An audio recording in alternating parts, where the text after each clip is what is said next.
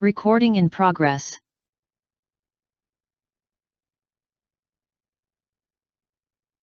No, ahorita vamos a hacer solamente un pequeño, yo diría no repaso, pero sí hacer estructurar las cosas, lo que significa el aparato respiratorio, que no solamente es el pulmón, porque el asunto es que cada patología pulmonar empieza siempre en la parte alta y son los mismos gérmenes frecuentemente.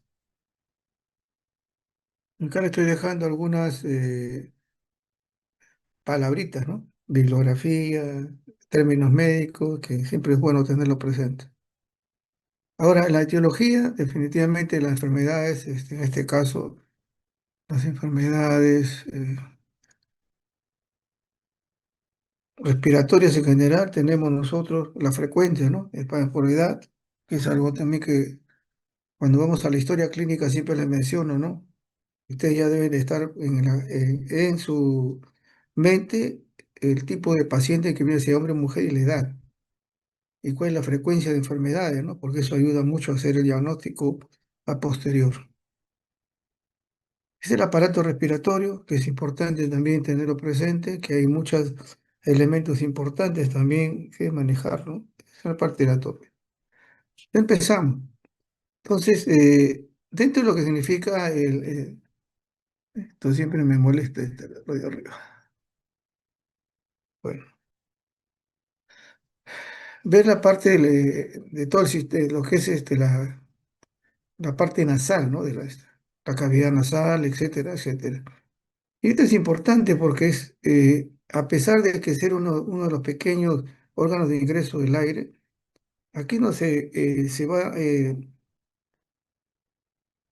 empezar, ¿no? La patología con respecto a los otros, en otras partes del órgano respiratorio. Ahora, el problema de rinitis, definitivamente hay situaciones, ¿por qué mencionamos esto, no? Porque cada uno de estos va a significar agregarle al laboratorio más todavía, ¿no? Generalmente lo que se pide en estos pacientes con problemas de rinitis, y eso le hemos, eh, también le hemos aceptado al médico que nos pide, ¿cierto? Le hacemos un hemograma, hemoglobina E y secreción nasal y directo y oclusivo. ¿Por qué razón es todo esto, no? Porque vemos nosotros que la rinitis, lo que se tiene ahí justamente es lo que llamamos, ¿no? La parte alérgica, que puede ser también estacional o perenne, ¿no? Y esto es con elementos que también ellos respiran a nivel ambiental. Infecciosa generalmente va a ser viral,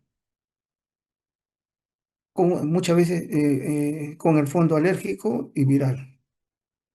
Y hay un sinnúmero de elementos que podemos calificarlo como rinitis, ¿no? Pero eso no estamos ahorita en el término. Ahora, ¿cuáles son los virus que generalmente nos lleva a esta inflamación, este prurito, etcétera, y estornudo frecuente? Vemos ahí los virus, que son la frecuencia, ¿no? Rinovirus, coronavirus, que ahorita ya es parte de nuestra rutina, Coxsackie virus, adenovirus, el virus, el BRS, para no equivocarme, eh, y el virus, todos los virus gripales. Así empieza. Y la frecuencia, como les digo, del laboratorio, siempre va a ser hemograma, hemoglobina E, que siempre descarta el médico, y luego tomamos la secreción nasal. ¿Por qué? Porque hemos visto nosotros que había ahí elementos, ¿no? Que no tienen que ver nada con la situación propia de la nariz, ¿no? Inflamación, sino a veces son cuerpos extraños también ahí. Entonces eso también permite, ¿no? Que hagamos un diagnóstico inmediato de ese paciente y se le pueda retirar lo que está de más. Y lógicamente todo esto va a pasar cultivo cuando hay contaminación. No se estila, pero sí en la parte epidemiológica eh, se puede tomar la muestra y llevarlo, ¿no? ¿Por qué? Si no, no estaría la estadística, ¿no? Y esta es una de las cosas que a veces nosotros adolecemos, ¿no? Como es viral, nos dejamos de lado, pero no vemos cómo circula el virus en nuestro medio, ¿no? Como ahora se está viendo de que hay bastante problema respiratorio, ¿no? A nivel general. Y que a veces estos problemas respiratorios duran 1 o 2 semanas. No es como antes que a los 4 o 5 días ya estamos bien. Ahora inclusive hasta un poco más está. Entonces, ¿qué tipo de virus está circulando? No lo sabemos. Probablemente sea el coronavirus. Y vemos nosotros también que en la parte de las cavidades, ¿no? Frontales, etcétera, los senos paranasales, ¿no? Hemorroidales y maxilares también hay otra patología. Y podemos nosotros tener que aquí el problema de sinusitis, en definitiva, puede ser aguda, intermedia, puede ser crónica, persistente o recurrente, que esos ya son términos que se maneja a través del otorrino. Y les he puesto ahí para que lo vean ustedes, ¿no? Todo lo que significa esa parte mucosa. Y vemos nosotros que acá hay dos cosas que a veces la parte clínica menciona, ¿no? Hay una parte que habla de clasificación área, que son las localizaciones, ¿no es cierto? Y según su duración de la patología, y luego la otra clasificación según el número de los senos comprometidos. Y definitivamente una de las cosas es toda la patología, toda la clínica que la conocemos, que empieza muchas veces con un problema renal, de rinitis nasal, ¿no es cierto? Rinitis, etcétera, y que definitivamente también tiene que ver con la persistencia de tipo viral. ¿Se ve por acá? No, no está. También tiene que ver con la secuencia de virus. Entonces, el diagnóstico generalmente es, como ustedes están viendo ahí, es un examen, ¿no es cierto? Espéculo nasal para observar eso, y muchas veces irritativo, muchas veces inflamatorio, muchas veces de tipo también alérgico, que así empieza también luego el compromiso, ¿no? Dentro de los criterios que se utilizan, eh, la imagenología está muchas veces limitada, ¿no? Ya no se estila como antes, ¿no? Inmediatamente tomarle. Ahora estamos limitados por la situación de riesgo, pero sí las pruebas. Y dentro de las pruebas, nuevamente, el hemograma, inmunoglobulina E. Recuerden porque estos son cuadros que a veces se repitan, igual que en antes, se repiten no solamente en adultos, sino en gente joven o niños.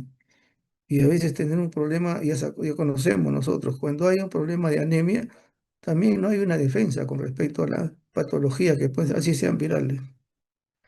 Igual si le hacemos a esa persona, ¿no? En este caso, secreción nasal directo y cultivo, porque tenemos que ver realmente si hay otros compromisos y vemos ahí inclusive, ¿no?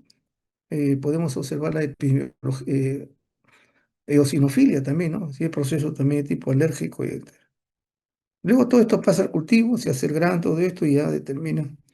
Los gérmenes que frecuentemente tenemos ahí presentes nosotros es, aparte del virus, una contaminación de Staphylococcus aureus. La serología, necesariamente, como estamos mencionando, que esto también es de inicio viral, los mismos gérmenes del lugar nasal, se le llamamos nosotros serología para una cuenta epidemiológica. Y lógicamente la imagenología, que también es parte de eso. Ya casi se va a repetir toda esta secuencia de los exámenes con respecto al laboratorio. Bajamos un poco más en lo que es las cuestiones faringias, ¿no es cierto? Y no solamente mencionamos faringe, sino también amigdaliana, ¿no? Pero nosotros hemos encontrado también,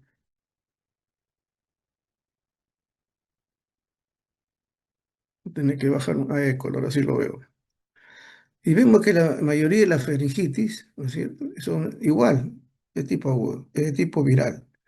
Lo mencionó, nasal, sinusitis empieza, hay un fondo alérgico, igual acá. Entonces, casi los exámenes de laboratorio van a ser, salvo excepciones, lo mismo. Solamente hay una situación de faringitis, también hay, por causa bacteriana, ¿no? Pero la más frecuente es la viral. Y eso, los mismos pediatras lo mencionan, ¿no? O sea, no le dan tratamiento, como decir, inmediato, ¿no? Sino esperan unos días para determinar si esto persiste, porque se observa nada más, no hay cosa purulenta, sino una reacción realmente eritematosa, ¿no? Es parte de la parte clínica visual, ¿no? De un problema de faringitis tipo viral. Y se menciona, ¿no? En la mayoría de estos problemas faringitis, estamos hablando a todo nivel, estos son, y sobre todo en niños y también en adultos, entre 80 y 90% este tipo viral. Y lógicamente hay una sobreinfección, ¿no? Nos hemos encontrado no solamente en este caso, porque hay una amigdalitis, un estreptococo, también estafilo hemos encontrado con bastante frecuencia, ¿no? A niveles. El virus más frecuente, los virus más frecuentes, lo mismo que antes le mencionaba, ¿no? Rinovirus, coronavirus, adenovirus, el virus de la influenza, etcétera, todos los virus de lo que es también del resfrío o de la gripe conocido, ¿no?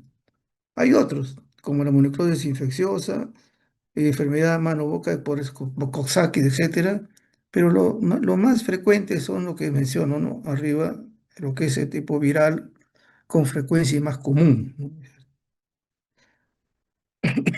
Y nuevamente, ¿no?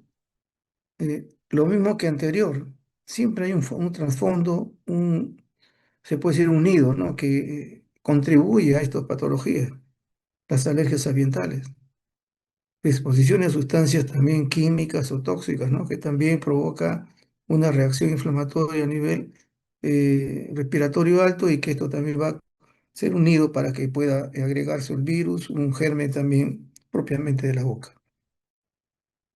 También esta faringitis puede haber por otro tipo de patologías no previamente de ahí.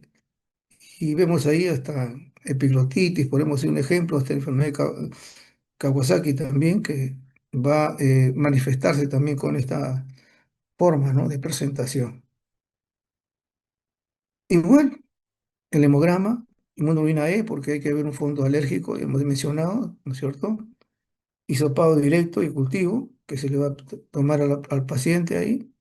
Serología viral, definitivamente si hay necesidad, realmente epidemiológica, y pero sí cultivo, como digo, el hisopado significa que va a haber cultivo de estos gérmenes comunes y también cultivo de hongos, ¿no? Cuando se merite, porque sucede también, ¿no? Hay pacientes deprimidos, comprometidos, que también tienen lesiones y hay que sacarle la muestra también y cultivarlo, ¿no?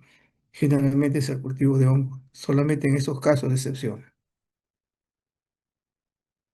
Este es solamente mencionarle el estreptococo, que es uno de los gérmenes que encontramos también a nivel faringe, amígdala, etcétera. Es el más frecuente. Estafilococo también no se queda atrás ahora actualmente con la resistencia de antibióticos. Y vemos nosotros que hay un sinnúmero de elementos que provocan, ¿no? Una progresión de esta bacteria, de este coco, y que definitivamente trae otros problemas ya que se conocen, ¿no? A nivel de otros órganos.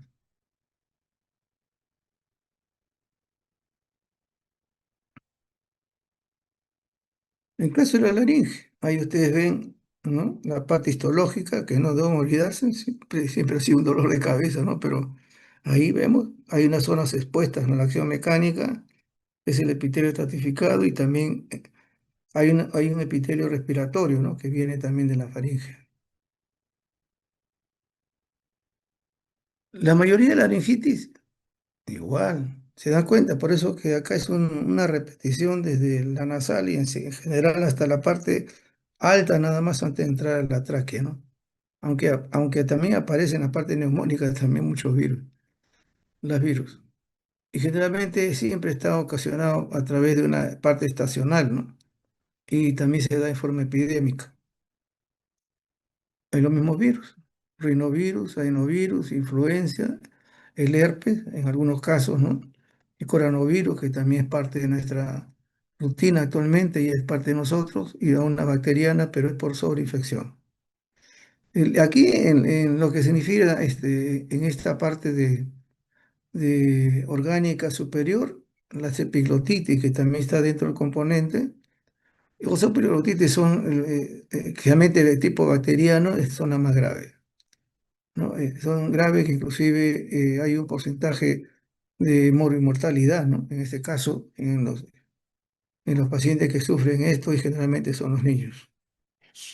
Y como mencionaba, acá, por ejemplo, esta patología que puede inclusive empezar hasta por una epilotitis, ¿sabe? Por darse una laringitis, ¿no es cierto? Un problema ya inflamatorio a nivel eso. Se ha visto de que el estreptococo viridam, que es un estreptococo habitante normal de la boca, puede también volverse patógeno y provocar esta enfermedad. Y nuevamente también tenemos el tococo que ya lo conocemos, neumococo y estafilococo. Ya empieza a aparecer los elementos que van a ser problema en la parte neumónica. La cándida definitivamente también puede producirse y estos generalmente es en estos pacientes que tienen su limitación. Ahora, no solamente infecciosa esto, sino también se sabe de que hay un problema inflamatorio cuando hay traumatismo. El abuso vocal significa pues hablar demasiado, ¿no? O sea, estamos demasiado expuestos a veces a los medios. Alergia a los inhalantes, que eso es parte también no solamente renal, del nasal, digo, sino también a niveles de estos elementos, tanto faríngeo como traca. Hay reacciones alérgicas a medicamentos también igual, que provocan también lesiones ahí. Hay también reacciones alimentarias o por picadura de insectos. También provoca, no solamente sino también otros. Y algunas enfermedades autoinmunes también se presentan con estas manifestaciones también laringe. Pero por esa razón que aquí ya se abarca un poco más, ¿no? Acerca de lo que significa el diagnóstico de esta patología. Y lógicamente lo que vemos más ahí, esto es una tos crónica, etcétera, a veces se aclara y luego desaparece, ¿no? O se aclara y luego otra vez vuelve una vocalización bastante limitada y ronca, etcétera. Es una característica de esto.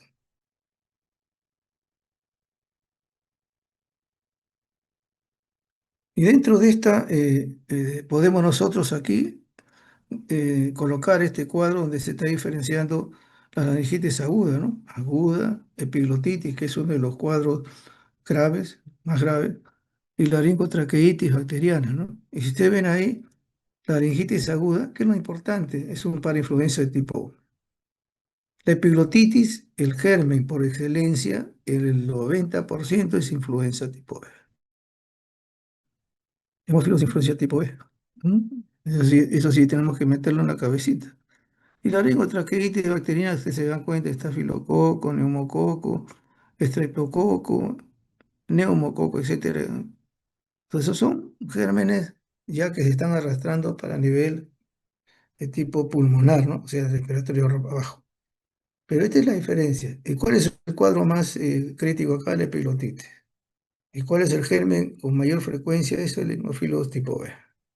Entonces, eso es lo que nosotros tenemos que tenerlo y eso, y esto va a ayudar mucho porque el médico ya lo conoce, ¿no? La parte clínica es importante.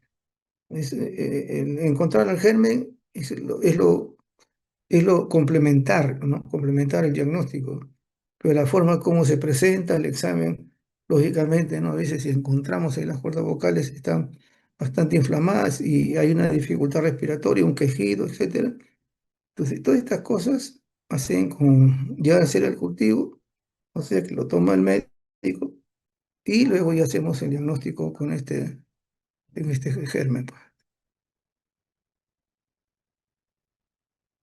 De todas maneras, hay necesidad, porque como esta es una patología que provoca obstrucción de la vía respiratoria y ahí se puede mencionar algunas causas, ¿no? Y no necesariamente eh, bacterianas, ¿no? Sino también hay otros problemas que puede haber. Si hay obstrucción, hay que descartar siempre, como en niños, en muchos de los casos, el cuerpo extraño. ¿Me cuenta? Entonces, sí, bueno, si hay unos tumores también igual, pero en este caso, lo que estamos viendo nosotros, la diferenciación es obstructiva, en este caso pilotitis por hemófilos tipo B. Y ahí vemos nosotros, ¿no? Igual acá ya estamos aumentando la cantidad de laboratorio, el hemograma, serología viral, porque hay que descartar eso de todas maneras, se viste en los agregados, cultivo laringio, en este caso, ¿no? De las cuerdas vocales se lo toma con un hisopado el mismo médico, utilizando sus instrumentos adecuados para eso, nos entrega, hacemos el cultivo y hacemos el diagnóstico, ¿no? De esto, si es bacteriano, ¿no? Si hay alguna sospecha de algo más y que no podemos ir, se va ya a la serología, ¿no? Propiamente dicha. En algunos casos también el médico pide hemocultivo, ¿no? Porque no haya como decirle, ¿no? no haya como un diagnóstico mucho más evidente, más rápido, etcétera, el hemocultivo ayuda mucho para ver que esto no sea un cuadro pues, de manera general. El AGA, porque hay obstrucción. También se pide el AGA para poder determinar también cómo anda la función respiratoria, ¿no? Y la imagenología, que también en algunos casos se solicita, ¿no? Eso ya es un asunto de otra especialidad, pero en el caso de nosotros son el hemograma, serología viral, el cultivo laríngeo en este caso, ¿no? Es el hisopado que hace el médico, el hemocultivo y el AGA. Y ahí con la traqueitis, es una inflamación de la tráquea, es más frecuente en niños que en adultos. Y acá viene una característica, ¿no? Es el dolor retroesternal. Y cada tos y se exacerba, ¿no es cierto?, con el frío, productos químicos que también colora que respira, etcétera. Y en este caso vemos también que hay una patología que no tiene nada que ver con esto, pero que provoca, ¿no? Es el reflujo gástrico esofágico, es lo que sufrimos de hernia yatal. También puede dar lugar a esta patología. Y usted se da cuenta, nuevamente, viral, influenza, virus respiratorio sincitial que hemos visto en antes, ¿cierto? Adenovirus, coronavirus. O sea, estamos ya pues, ¿no? Con ese nido viral que da vuelta y que comienza a localizarse en ciertos niveles de nuestro aparato respiratorio. Y si esto fuera por situación bacteriana, micoplasma, Staphylococcus aureus, que es una de las cosas que está aumentando frecuentemente por la resistencia antibiótica, los neumococos y también estreptococcus beta o piógenos y la Haemophilus influenza.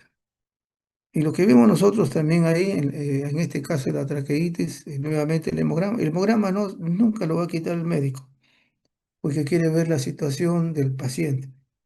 Ellos saben ya generalmente pacientes, no solamente adultos, sino niños, si hay anemia, hay deficiencia de fierro, etcétera. Ese es, es un nido para poder repetir infecciones, ¿no? Entonces, el hemograma es importante para eso. Y luego, lógicamente, si hay también leucocitosis, etcétera, ¿no? Esto va a determinar que es un cuadro pues, de tipo agudo.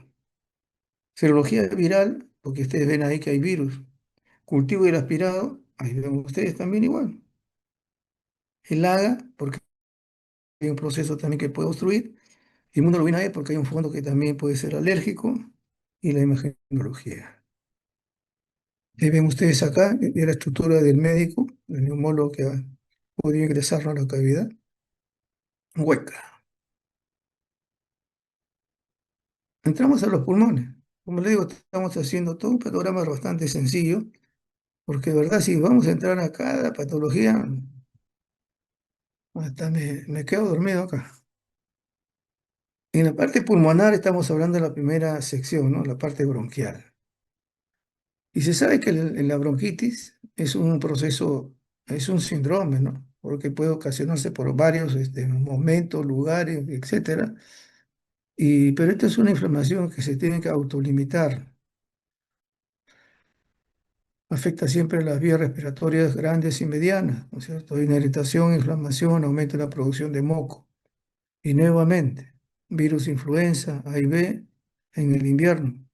Virus sincicial respiratorio y coronavirus en incidencias mayores en el invierno. Rinovirus, picos de incidencia en la primavera y otoño, coincidiendo con los cambios de qué? Patrones climáticos. ¿Y eso que tiene que ver? Factores también alergénicos. Las alergias estacionales, se lo estoy mencionando, contribuyen a estos picos, facilitando potencialmente la transmisión del virus durante estas épocas. También se menciona, ¿no? Otro de los virus que no es tan frecuente es el entorovirus, que también provoca un pico a nivel de verano. Entonces, si dan cuenta, no nos escapamos de los virus, y ese es el asunto. Y vemos nosotros ahí quizás dos cosas, dos características, no tanto lo que es una bronquitis aguda, estamos hablando que puede complicarse o no. Y vemos nosotros ahí la no complicada, algunos componentes ahí de virales que generalmente, ¿no? Y también las incomplicadas donde ya es una situación bacteriana. donde hay mayor compromiso, hay fiebre, y sobre todo si son pacientes inmunodeprimidos, la situación de una bronquitis va a ser bastante seria, ¿no? Entonces, esto es lo que vemos nosotros generalmente en pacientes que son pacientes comprometidos, pacientes que tienen una comorbilidad, pacientes que son ancianos, es una frecuencia de ser bronquitis complicada. Y ahí tienen ustedes una radiografía. ¿Y cómo hacemos el diagnóstico en laboratorio, no? La historia clínica es importante, ¿no es cierto? Hacemos el examen clínico, etcétera, la historia, cómo empezó, etcétera, etcétera. El hemograma, nuevamente. Serología viral, porque ustedes ven ahí que empieza por virus. Cultivo bacteriano de esputo, que también es una de las cosas que se realiza y se observa inmediatamente. El AGA, puede haber compromiso respiratorio con alguna obstrucción, también es bueno realizarlo y el médico lo pide. Hemocultivo, bueno, el problema de este tipo también puede averiguarse hacia un problema neumónico u otro lugar, o el tipo de germen. Entonces, si hay compromiso, el AGA es importante tenerlo. Hemocultivo, ya estamos pidiendo hemocultivo, ¿no es cierto? Ya estamos pidiendo hemocultivo. Y acá descartar, ¿no? Una comorbilidad que se conoce mucho es la diabetes, entonces pedirle de glucosa, pues, en este caso, ¿no es cierto? Descartar eso y luego puede haber espirometría, imagenología. En agudo, ¿no? Cuando hay ese proceso obstructivo más agudo, de todas maneras, pero obstructivo, la espirometría se puede realizar. Dentro de la parte de bronquiología, una de las patologías conocidas es la bronquiolitis. Y vemos nosotros que esta es una infección de las vías respiratorias inferiores, ¿no? Generalmente son niños menores de 1 año. Entre 10 al 15% se menciona acá en nuestro medio. Es una inflamación difusa, ¿no? Y definitivamente de tipo viral, ¿no? Va a haber una destrucción también, hay una gravedad también cuando hay una situación ahí eh, de alguna morbilidad también arrastrando, ¿no? En este caso. El virus sincicial respiratorio, ese es uno de los componentes de esta patología. Y vemos nosotros ahí estos casos de los agentes etiológicos, ¿no? El mayor es virus interrespiratorio, no se cultiva, se hace un proceso del aspirado para llevarlo a hacer biología molecular, etcétera. Luego vienen los otros virus, para que se den cuenta, no solamente hasta bacterias pueden ocasionar eso, ¿no? Adenovirus para influenza, metapneumonia, adenovirus, etcétera, y un sinnúmero de elementos virales que pueden ocasionar bronquiolitis, pero la mayoría es virus incitada respiratoria.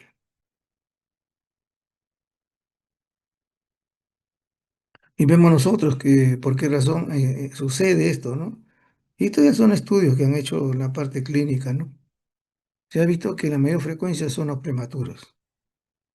Se ha visto que mayor frecuencia son niños que nacen de partos múltiples, ¿no es cierto? Nacimientos múltiples, que viven un hacinamiento, algo con, ¿no? Muchos niños, etcétera, cierto tipo de comunidades cerradas, se puede decir. Que tenga también hermanos de edad escolar, porque recuerden que ellos van a los nidos, etcétera, entonces llevan esto a los niños menores de 1 año. Y menciona concurrentes en la guardería. Y una situación que también se maneja como ese riesgo también es el humo del cigarro, ¿no? El tabaco. Y esto también trae una como morbilidad también, ¿no? No alta, pero de todas maneras sí es peligroso en caso que suceda. Y vemos ahí, ¿no? En historia clínica, porque esto es netamente clínico mayor que laboratorio, pero de todas maneras no se descarta el hemograma. Para ver el virus respiratorio es PCR, reacción en cadena polimerasa, así se diagnostica, ¿no? Cuando hay estos casos y el médico considera que hay una bronquiolitis por todo el cuadro clínico, se toma la muestra y se lleva al Instituto Nacional de Salud para que haga ¿no? El diagnóstico de este virus, porque es importante tenerlo también epidemiológicamente, ¿no?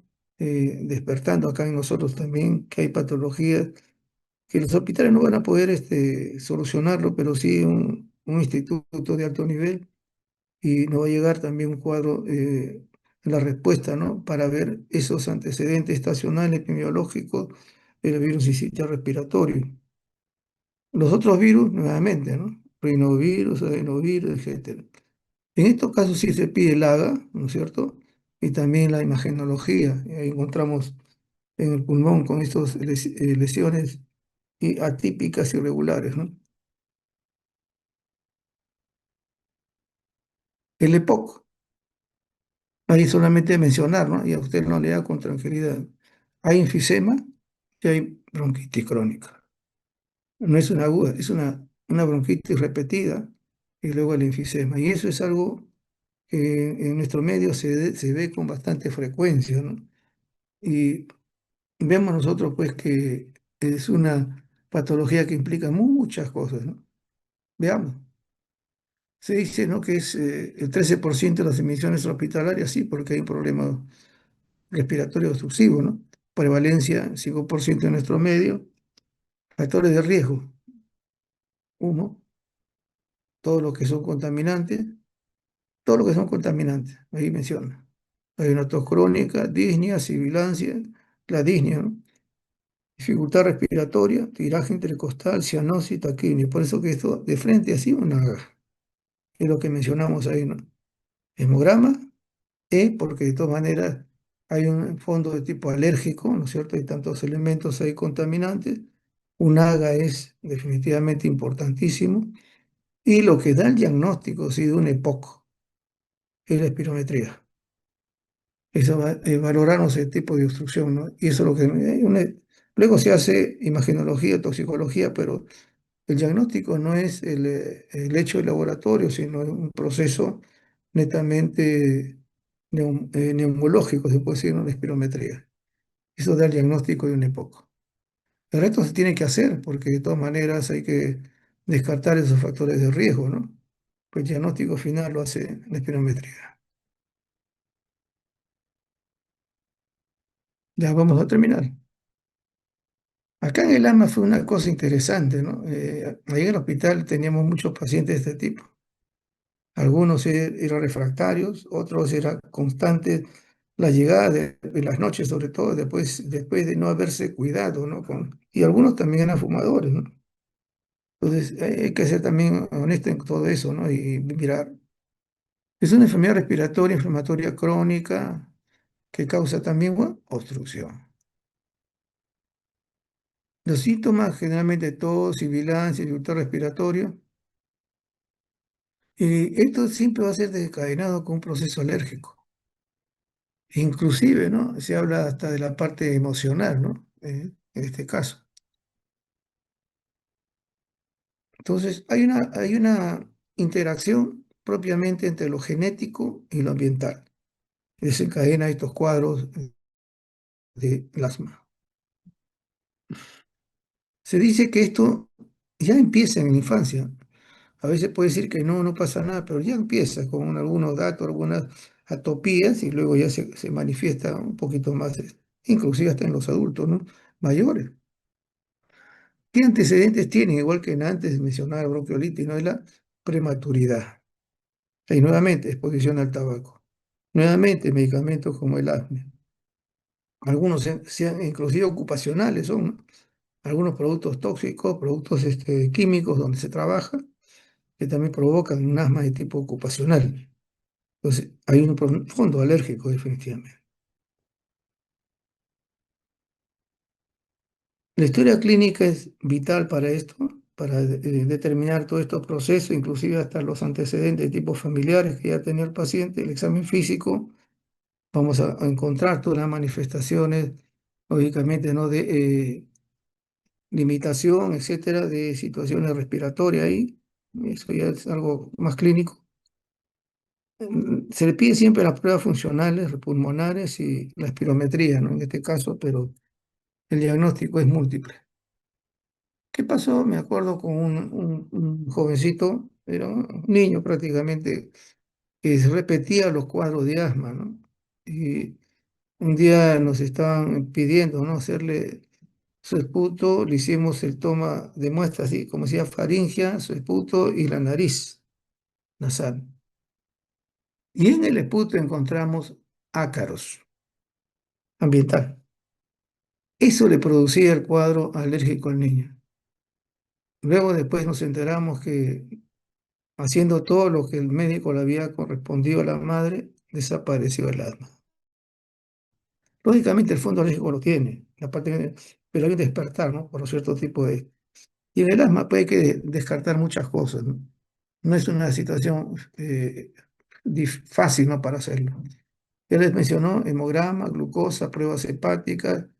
El esputo se le hace directo y cultivo también para observar ahí en el directo si es que hay algún elemento parasitario. O si uno, se le puede hacer una secreción nasal y ver eosinófilos también, porque recuerden, empieza siempre de un cuadro respiratorio alto. Hay que hacer parásitos en ese, eso lo hemos visto nosotros. Paciente que estaba lleno inclusive hasta un día lo vi el ciclo de Loza, lo hemos visto así directo. Era una persona que tenía un proceso alérgico de años, ¿no? Y que tenía parásitos. ¿Y cuál parásito tenía con frecuencia? El Ascaris lumbricoides. Haga porque ahí puede haber un compromiso, ¿no? Respiratorio en diferentes formas con el asma recurrente o refractaria que llaman.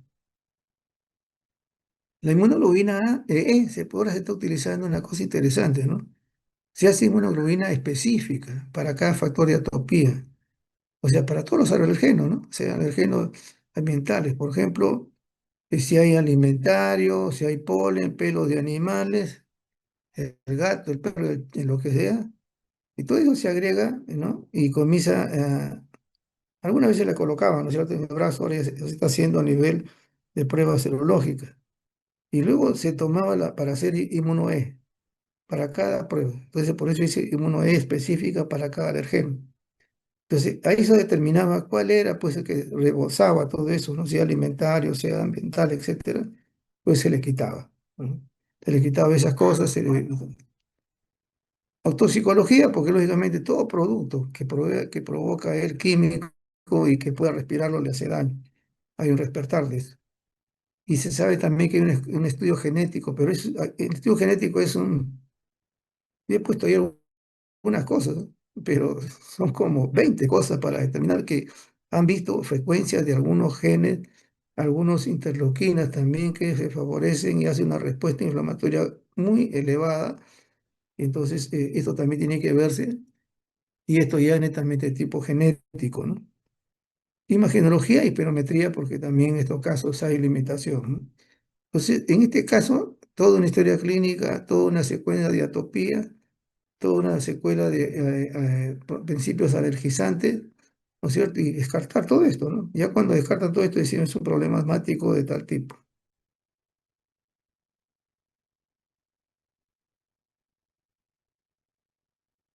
Ya, vamos terminando. Como les digo, es una cosa bastante sencilla, pero nos interesa que ustedes la parte, cuando vean ustedes, ¿no? Que inclusive hasta una de las cosas que le mencionaba está en la historia, ¿no? Empieza un proceso respiratorio y tal, ya piensa en el virus. Entonces, de todas maneras, se tiene que, por cuestión epidemiológica, que pedir pues, una serología viral. Ello sería lo mejor para nosotros, ¿no? Pero a veces no lo hacemos, pues. La neumonía se ha definido como una infección del parénquima pulmonar, que llega hasta los alveolos, ¿no es cierto? Ok. Hay dos puntos, hay muchos puntos, ¿no? Uno dice focal, lobar, etcétera, superior, inferior, ¿no? Que eso ya lo ha dejado de lado y se ha quedado con dos clasificaciones. Una neumonía adquirida en la comunidad y definitivamente es adquirida a través de ese campo, ¿no? de población, donde ahorita prácticamente cada uno que sale a la calle está en el mercado, está en esto, en el auto, en el bus, etcétera, y ahí nos contagiamos. Punto. Y la otra adquirida, que es netamente en lo que es el hospital, ¿no? Y esto es cuando, cuando ingresa, ¿no es cierto? Por un cuadro, un cuadro sea cualquiera, ¿no? Y luego ahí comienza con un problema respiratorio a las 48 horas estando hospitalizados. Están hablando que eso ya es una neumonía adquirida. Y dentro de esta ya se está hablando mucho acerca de la neumonía asociada al ventilador. Y esto sucedió mucho en la época de la pandemia, ¿no es cierto? Utilizando estos elementos, a veces, uno de los gérmenes que se alojó en mayor frecuencia fue la pseudomonas. Pero bueno, entonces esto de ahí tenemos que tenerlo presente también, ¿ok? Y depende, como se dice, ¿no? Igual, la neumonía no todos le dan neumonía, ¿no? Depende de la interacción igualmente de las comorbilidades, por esa razón de que mientras más anciano hay más comorbilidades, ese es el problema, ¿no es cierto? Y también el estado nutricional e inmunitario, y esa es una de las cosas que a veces no entendemos, ¿no?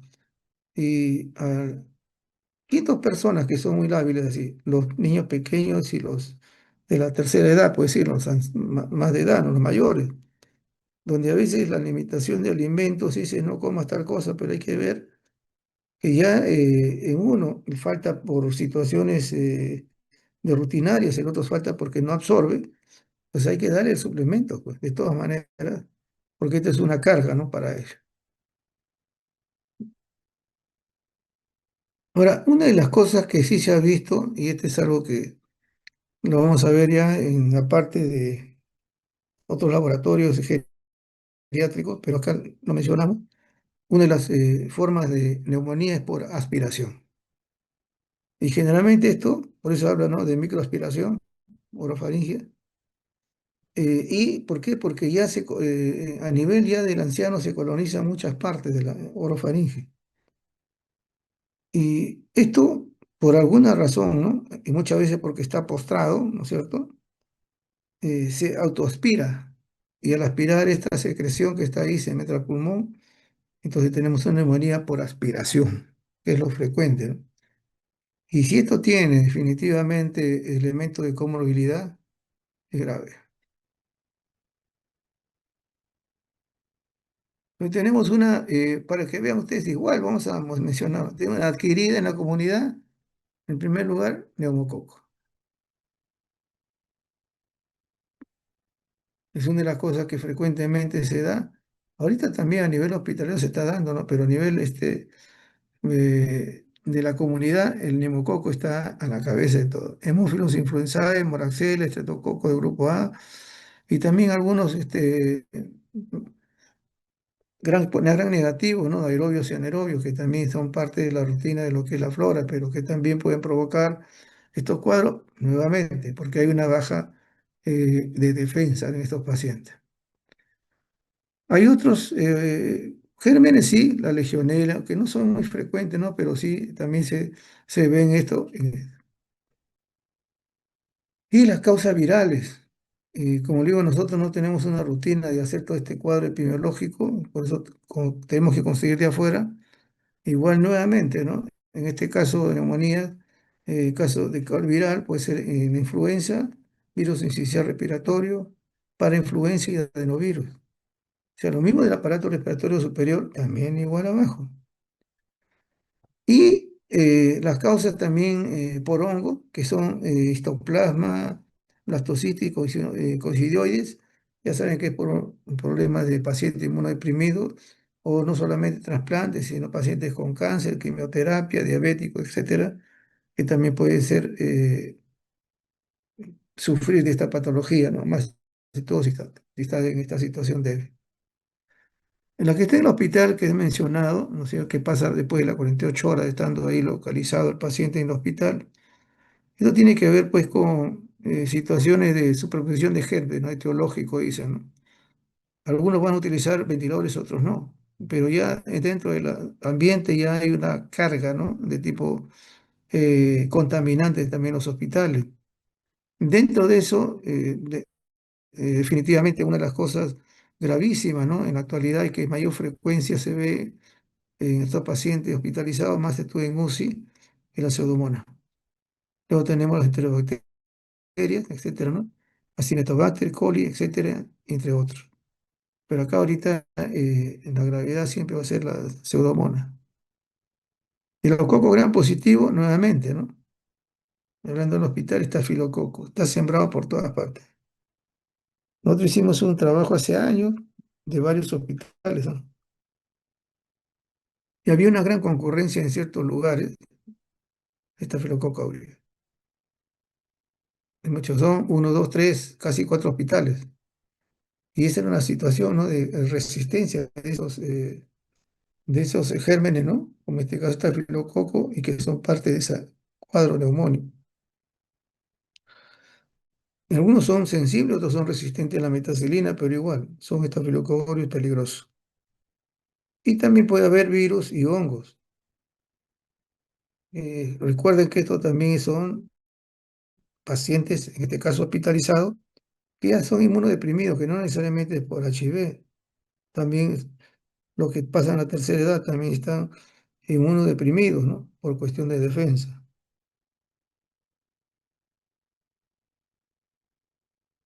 Y vemos nosotros solamente un dato nada más del Perú acerca de los cuadros de neumonía, ¿no? Dice, ¿no? Incidencia y defunciones, ¿no? Bueno, no he cogido las otras, pero sí esto, ¿no? Esto es la semana 18, ¿ah? De lo mío todavía falta un montón, todavía como cerca de como 50 semanas. Y vemos nosotros que ya el 2025, miren cuántos casos hay, 7.527, mayor que el 2024. Y va a pasar el 2023, y va a pasar el 2022, y va a pasar el 2021, y va a pasar el 2020. O sea, en este año ya estamos en el pico. Ahora, interesante sería, ¿no? ¿Qué tipo de gérmenes hay? Esa es parte de nuestra rutina que tenemos que saber, ¿no? También que podemos ser viral, pero siempre es bueno conocerlo, porque esa rutina del virus también cambia, ¿no es cierto? Ya dentro de las situaciones clínicas. Pero vean ustedes la cantidad que hay. Entonces, necesariamente uno tiene que investigar qué pasa con esto, sobre todo que son niños, ¿no? ¿Qué pasa con estos niños? Como siempre mencionan anemia y al final se quedó en eso, ¿no? Hay problema de esto, hay anemia, se le ha hecho hemogramas, se han visto también su parte de proteínas, su globulina, etcétera. Cómo anda, si es diabético, no es diabético, y es una cosa. Pero ya es una alerta, ¿no? Está superando y va a superar de prácticamente 5 años anteriores.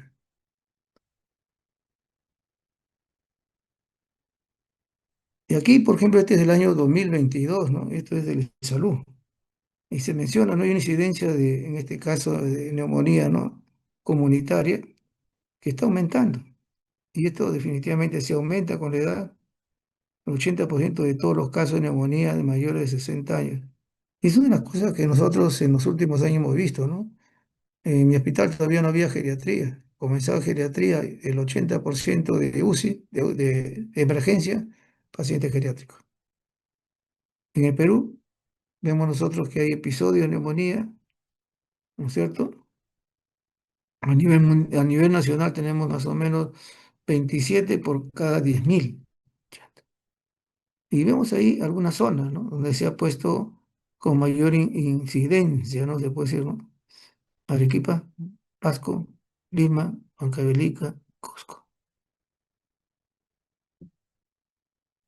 De estas que son comunitarias, casi el 50%, estamos con casi el 50%, llegó a ser hospitalizado. Y una tasa de letalidad de 7%. ¿A qué? No lo sabemos. El diagnóstico, acá en neumonía sí es una variedad de cosas. Un hemograma, hemocultivo. Recuerden que hay un antecedente de lo que es una neumonía puede convertirse hasta un cuadro meningio. Entonces, esa situación de que solamente se dedican al pulmón ya no es cierto, sino es sistémico. Pues el médico le pide eso. Puede pedirle PCR, otro pide procalcitonina, una glucosa porque ve que no hay comorbilidad en ese paciente, urea creatinina, ya le mencioné, examen de orina, pruebas hepáticas, son situaciones que hay que manejarlo y decir como un basal del paciente, ¿no? Porque ya está comprometido, en este caso evitar hacer una prevención. En estos casos se le hace también al paciente un aspirado bronquial. Esto va al directo y al cultivo. También un cultivo de esputo. Y si realmente hay un derrame pleural, como en este caso, ¿no es cierto? ¿Qué se hace? Toracocentesis y se observa y se hace el estudio citoquímico de estos pacientes. Serología, porque va a haber no solamente bacteriano, sino también viral, y hay que diagnosticarlo, ¿no? Y luego, lógicamente, que es parte también de la epidemiología. y biología molecular, porque en estos casos de virus no hay diagnóstico que se pueda realizar a nivel hospitalario, sino hay que hacer unas pruebas especiales, y la imagenología, que es importante también tenerlo presente. Entonces ya, poquito a poquito estamos llevando a cabo todas estas manifestaciones, ¿no? Y sobre todo el laboratorio, que es lo que se están agregando más todavía en este caso.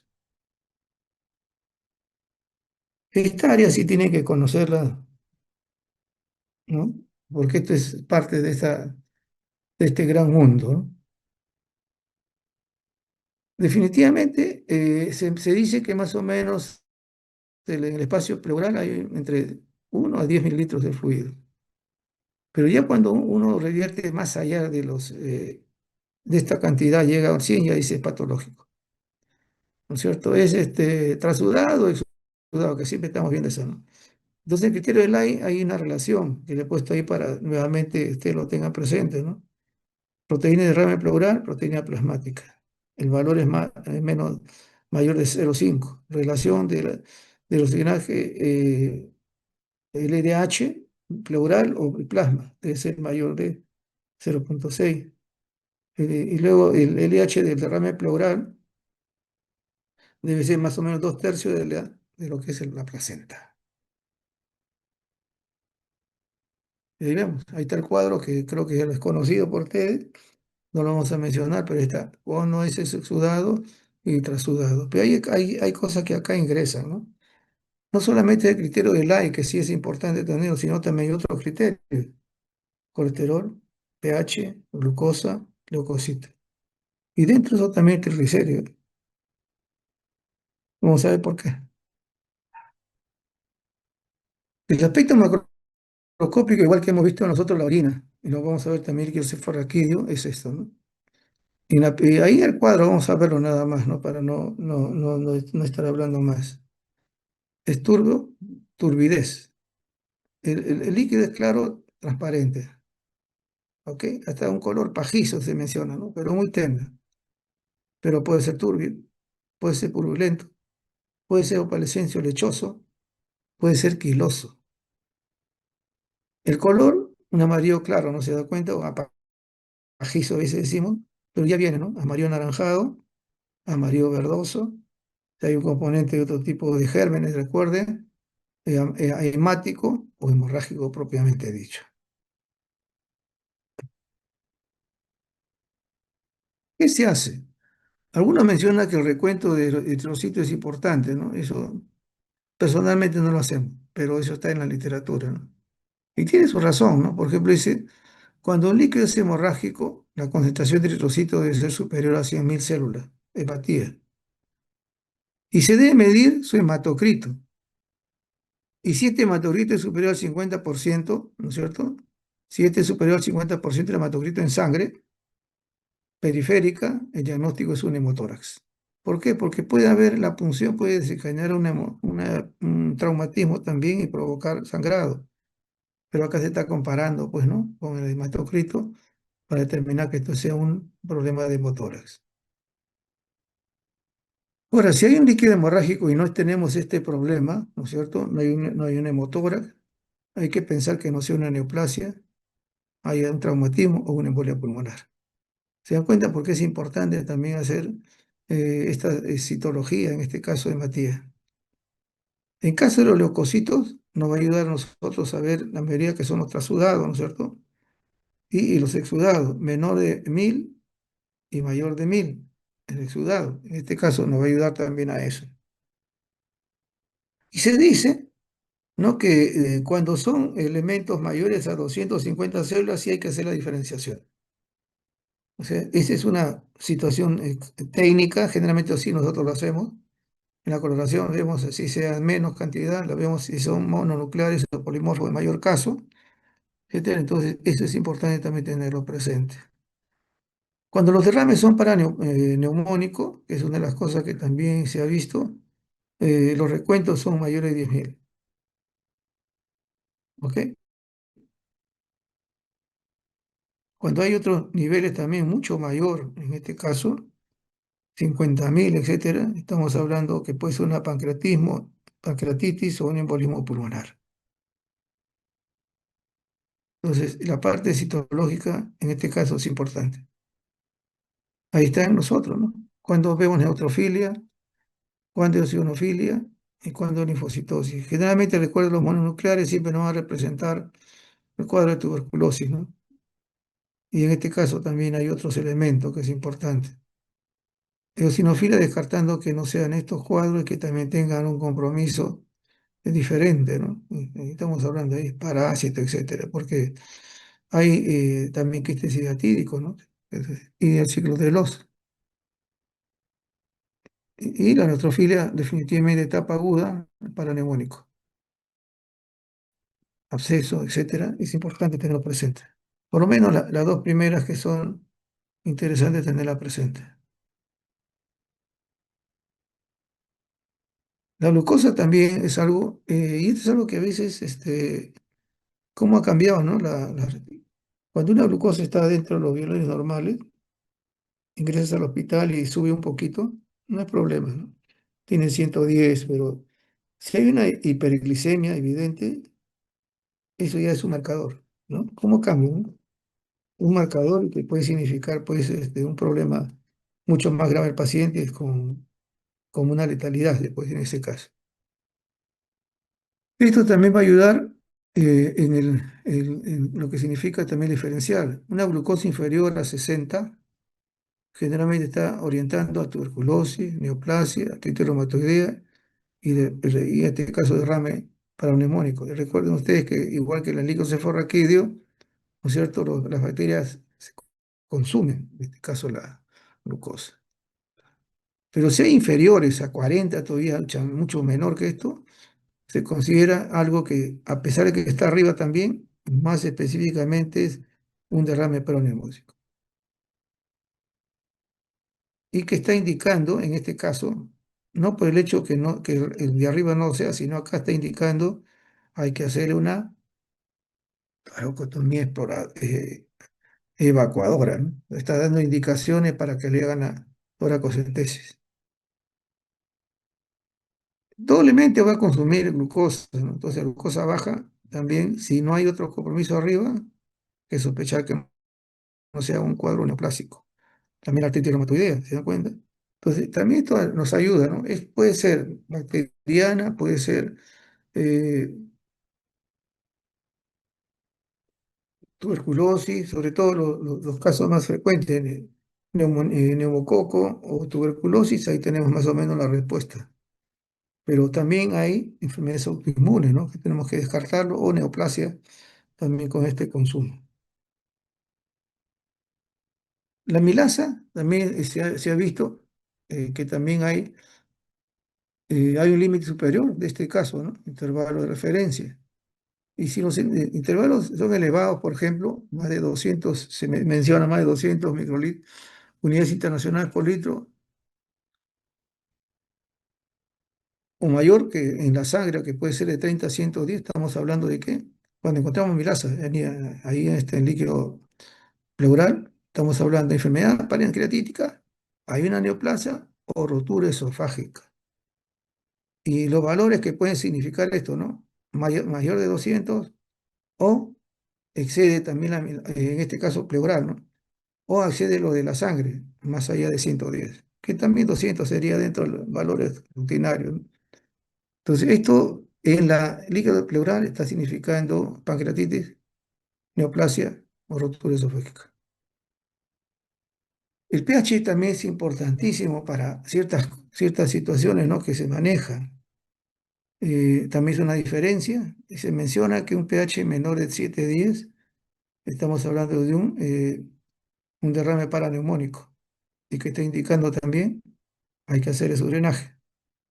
Si es mayor de 7,10, en este caso el pH, también eh, son derrames por trasudado, ¿no? En este caso es un trasudado. Si hay un pH bastante bajo, en este caso, ¿no? Vamos a decir, menores de 7, etcétera, estamos hablando pues que esto puede significar, en caso de neoplasia, que está multiplicándose, va a dar una metástasis y nos está dando el pronóstico del paciente. Un pH también disminuido puede significar también la presencia de hemotórax, ¿no es cierto? Estamos hablando de hemotórax, porque también esto se consume a través de la glucosa, ¿no es cierto? Y hay una manifestación también de acidosis. Ahí tenemos nosotros el pH cuando es importante tenerlo presente. ¿Qué se hace? Netamente en el líquido pleural se va a hacer siempre el cultivo y tensiones. Ya no solamente se pide Gram, ¿no? Sino también Sil Nielsen. Sil Nielsen. Si en caso haya hongos, se piense, ¿no es cierto? Hay otro tipo de... se puede realizar también, en este caso, un Gram, etcétera. Pero Sil Nielsen siempre estamos pensando en estos pacientes que tengan tuberculosis o alguna parasitológica diferente. Siempre se guarda un medio, una muestra de plico corporal para anatomía patológica, porque no se descarta que no sea una patología neoplásica. El ADA, que también se pide, definitivamente es, a pesar de que no es específico, se pide mucho para tuberculosis. Y según la literatura, los valores deben ser mayor de 45. Y acá viene por qué le mencionaba tanto lo que es la parte de los lípidos, ¿no? Los triglicéridos en el diagnóstico de, ¿qué? De kilotórax.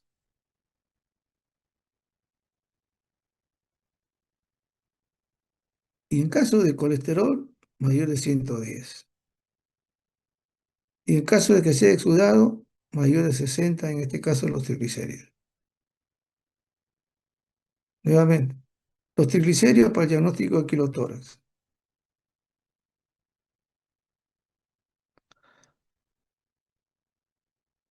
La clasificación de exudado y trasudado se da que el exudado tiene mayor de 60.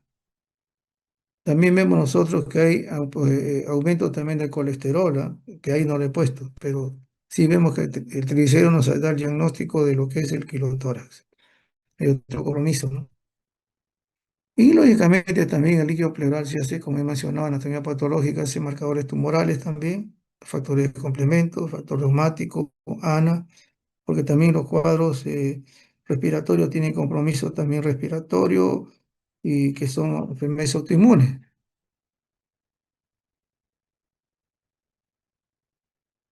La causa de trasudado, la tienen ustedes, frecuente o poco frecuente. Y la causa de exudado, ustedes tienen ahí enfermedad neoplásica, enfermedad del colágeno, en este caso los autoinmunes, el derrame pleural por fármacos, que también se da ese compromiso, y el derrame pleural también tras una cirugía, ¿no? Que se puede dar también y se da, ¿no? No en muchos casos, pero también se ha visto esa complicación. Pero ¿qué nos queda? Solamente mencionar esto de la tuberculosis, cómo se hace el proceso, ¿no? El trabajo, el diagnóstico, etcétera. Entonces, esta parte importante, ¿no? De lo que significa el líquido pleural, sobre todo estos criterios que son importantes tenerlo, importante que tenerlos presentes, ¿ok? Y agregar ahí el triglicérido también como un diagnóstico del kilotórax. Y con esto creo que están ustedes salvados en términos del conocimiento de las cosas que puede ser laboratorio, ¿no? Toda la patología empieza con un problema respiratorio viral, así sea neumonía, y luego se complica con la situación viral, bacteriana, que ese también es otro de los problemas. Y luego todo lo que significa el estudio del líquido pleural, resumiendo en esto, nos ayuda mucho a hacer la diferenciación de exudado y trasudado. Estos sí son notas que deben de conocerlo, ¿no? Y es parte de la clínica también para el manejo del paciente en ese momento. ¿Ok? Ok.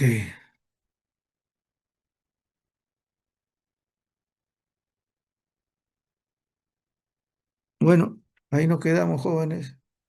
Mañana va a ser virtual en